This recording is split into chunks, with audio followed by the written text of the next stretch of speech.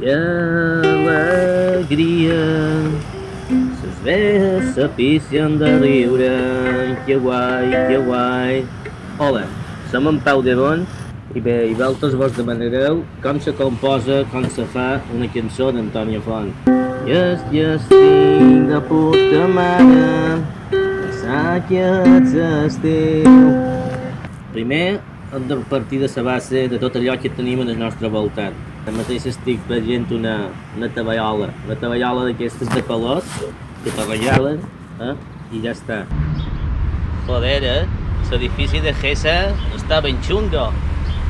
Llavors, també podríem afegir coses culturals, polítiques, de la realitat, no? Com pot ser l'autopista de campus.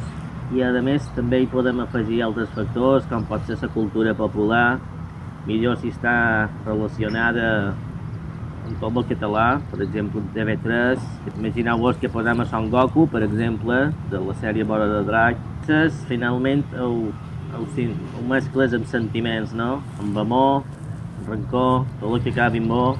Si te falta una matització, te falta una nota, hi pots posar objectes o marques, no? Coca-Cola, Pepsi-Cola, Margaret Astor, Cor, Danone, Yoplait, Chambursi. Sempre és millor ficar-hi paraules com astronauta, sideral, àtoms, electrons i aquestes coses, no? El videoclip que te cagues. Va d'enllaçar tot això, és un crit, no?